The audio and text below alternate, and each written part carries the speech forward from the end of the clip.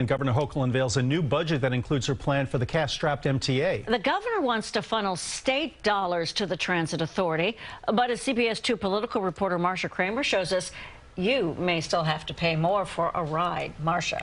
Well, Dana and Dick, MTA head Jana Lieber told me he was walking on air after listening to Governor Hochul's detail her plans for a massive bailout of the financially strapped agency. It's enough to prevent service cuts and finance a whole lot of system upgrades, but the state and city will pay more, so will businesses and commuters.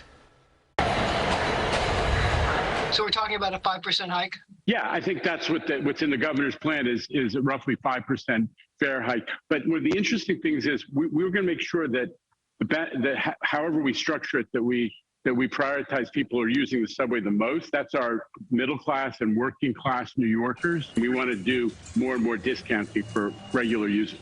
MTA head Jana Lieber was in the audience when Governor Kathy Hochul unveiled her $227 billion budget that includes a detailed plan for bailing out the transit agency, a plan that asks everyone to do their part. The MTA has to find $400 million in efficiencies. The city has to ante up $500 million for paratransit and student metro cards. Businesses will pay $800 million through increases in the payroll mobility tax. The state will chip in $300 million, and the MTA will get a portion of the revenue from licensing 3 new downstate casinos. For many, many New Yorkers, the MTA is the lifeblood. And if we don't invest in that,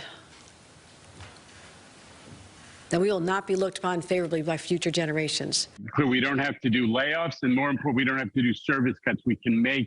We can maintain this high level of service. There's also $150 million for increased security, funds to make 70 more stations accessible, and a plan to extend the 2nd Avenue subway to 125th Street by adding 3 more stops. And with the influx of more than 43,000 asylum seekers, the governor earmarked $1 billion, including $767 million for shelter and $137 million for health care. The governor said the cost of the asylum seekers should be divided evenly by the state, the city, and the federal government, though federal aid has been in short supply. We were with the president yesterday, and he did say that there'd be money coming from the federal government to help the city. He did not give a number, but we believe that they should be picking up a significant share. We're going to keep asking the federal government for their assistance.